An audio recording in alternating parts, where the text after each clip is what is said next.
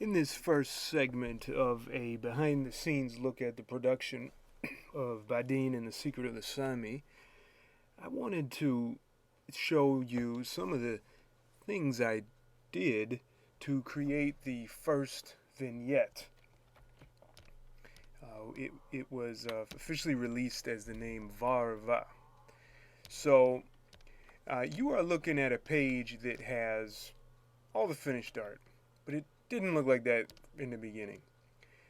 I have over here a bunch of layer groups, and the way I start these is I create something in the what you call the materials section, and I made a template. And specifically this one, as you see, I've had a couple revisions, and I just drag it into the page, and then I have all my panels that I need, or in all my guides and etc. This, what you see here without the guides, is a template from the Doug Hill's website, and he has some excellent rulers and guides and templates. I highly recommend them if you're serious about doing comic, graphic novels. All these rulers that I have here. I'll zoom in a little bit. Protractor. I got golden slant, golden slant 2, rule of thirds, golden mean. All of which are critical to trying to maintain a good clean appearance with your panels. So the guides are shown here in the layers, and I give myself more than what I need typically. Now right here was a little change.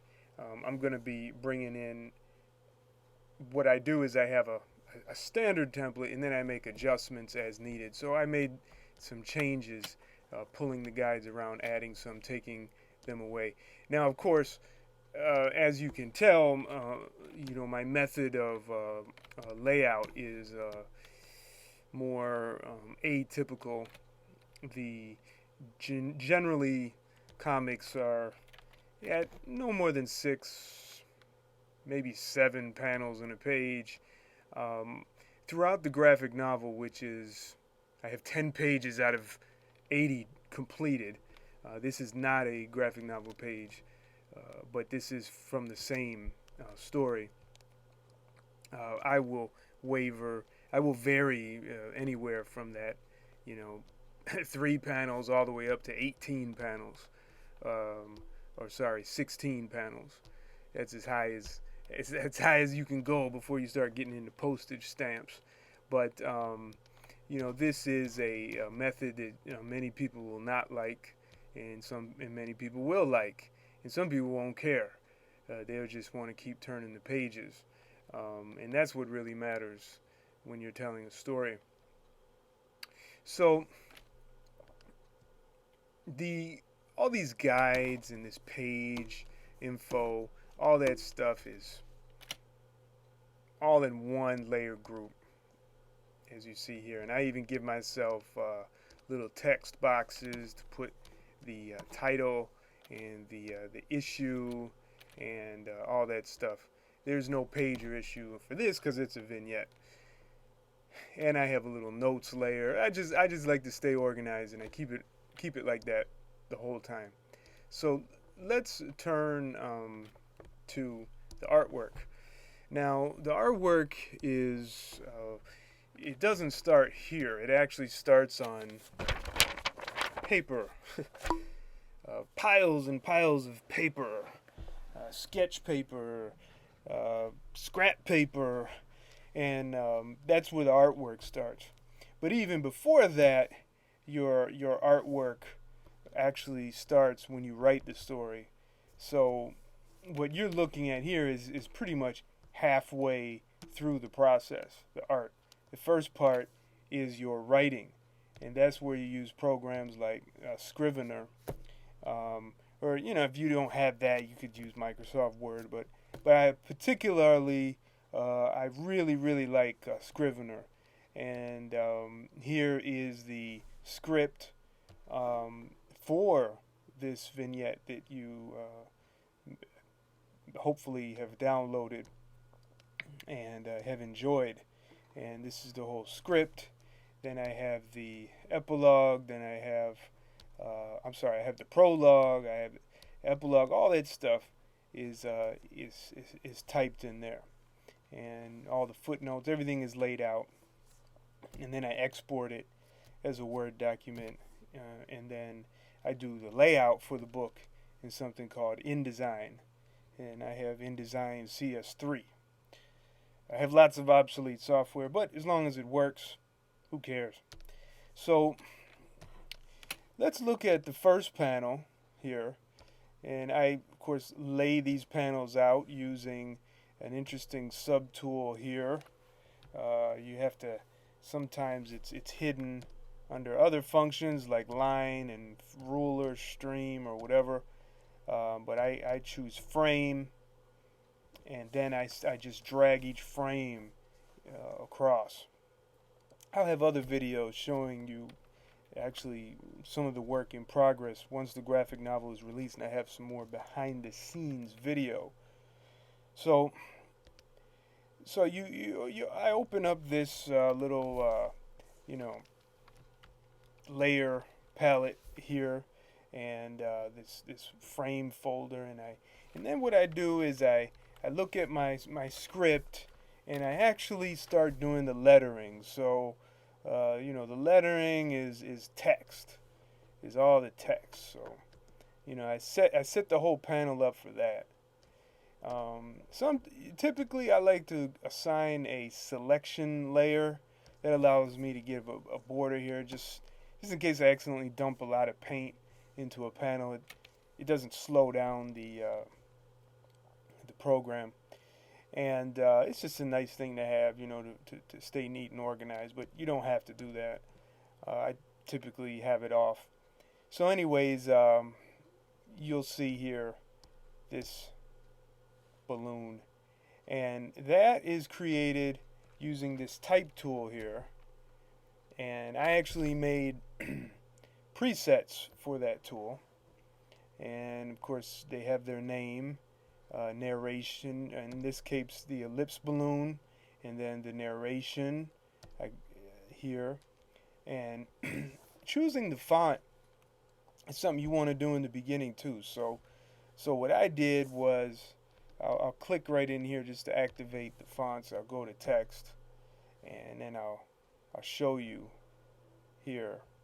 Let me select it. So you'll see Silver Age LC, lowercase. So these all come from a company called blambot.com. So they sell fonts, and you can get nice sets. And so I have sets. You have to get fonts because you have to buy fonts because it just really looks much cleaner and better. And of course, when you have fonts like from Blambot, you look to see if they have international, because sometimes you'll have words, and sometimes like if in the Swedish word för, so you'd need the little diacritical marks at the top here, like that. Okay, you can't get that in your average like Comic Sans and all that stuff. You can't get that. They don't have that. They don't have these expression marks. You just got to spend. You got to spend $30, maybe $50 at the most, and get a couple sets. It's all you need. You got your narration, and you got your dialogue. By the way, I based a lot of I get a lot of inspiration from different types of artists and different comic books. The unorthodox use of panel layouts that I tend to do is inspired by Frank Miller's Dark Knight uh, comics, and the text, the type, the narration, and the dialogue is inspired by a book called Superman and Batman, um, and it's Volume 2, and by DC Comics. It's really interesting the way they use dialogue and narration. So, after you make sure you're looking at your script and you start laying out, and that's when you find out, oh gosh, it's too long or it's too short or it doesn't belong there. And you start to see that. That's what I do. And then I do what's called a composition layer, composition draft, and I have actions that I made to make composition draft. Because when I make a composition draft, I actually get a composition, then I get a draft, I get color, I get ink, and there's an action in here that just lays all those in there for me. And I created that for myself. So composition is basically shapes. So where is, what's falling where and all that stuff. Typically I'll drop a Doug Hill's ruler in here, a golden mean or a rule of thirds. But in this case I didn't, because I had extensively drawn these out on paper, and I had a very good idea of what I was doing. I was very clear about what I was doing in this one page mini saga. And it's really what it is, a very, very short story. And so after that, you see the text right here, our shaman. You see I moved that down. You see that here, and it doesn't quite show up because I had that off. Yeah. So then you put in the draft layer, and that's where you start penciling, right? But again, I had it all down from the beginning, so really I didn't have to work too much out. All right. Then I do the ink. All right. And by doing the ink, you get, this is your final, your shading and all that stuff. And then what I did is I created another layer called ink shading, and that's where I really, really lay in the heavy blacks, because I'm big into contrast. And since this takes place in an era of human history where there's no lamps, there's no artificial light, electricity, I have to, so everything's either flat or it's just dark. So I have to really make a lot of contrast. So throughout my graphic novel, you're going to find really heavy inks. Again, some people aren't going to like it, some people are going to like it, but, hey, you got to do what you got to do. So, and then you put in the color, all right? And the color layer is right underneath there, and you just dump in the colors, and I use the G pen. Sometimes I use this pen called Feather Fawcett, and that was a custom brush. I cannot recall the website, the gentleman's, just totally forgot. But it sometimes is okay. But I have to tell you, the G pen though is really tends to have a lag. But the G pen is a little more solid for me. I tend to rely on that for the paint and the ink, all the way around, And of course, every panel, wherever there's people's faces, you want to have specular highlights. So I always put that in its own layer. Makes it easy to adjust it later. And you just move on through all the panels, and every time you choose a panel, it blanks it out. So we get to the last panel, and so let's see if I have a lot of layers there. So Here's where I used the rule of thirds because I had changed it extensively from the original drawing. Let me turn off the guides. So you see in here, this is the rule of thirds layer. This is the rule of thirds ruler from Doug Hills, and I just dump that in there and then I resize it, and it helps me just to make sure things are solid. You know, I'm not a great artist, as you can tell, so I want to make it easy for myself if possible. So I will, you know, put that in there. And, you know, you'll see all the fire here, the flames, different layers. Got the woods in the back, and the ink. Yeah, color foreground, the tents. You know, the people back there. The smoke. Smoke is always fun to draw. And you know, of course, little highlights on the tent. Yeah, and that's the background group. And you know, and then I did her. Let's see what she looked like at first. She was this. I just didn't like that. Side view. She wasn't sure what was going on. Her eyes closed, open. That's based on the original sketch, actually. And I just didn't like it. So what I did is I copied it and made some adjustments. Turned her head a little bit. I like the way the hair was going though. I wanted a little more of the face, and I gave her new eyes because I thought she was just, why is she looking out? Like, looks like she's posing, you know, for a picture. But this one looks more natural. And the eyes are right on the just right on this third mark. Real tight panels. This, you know, again, I'm breaking lots of rules and conventions doing it like this, but again, that's not the point of why I'm doing this.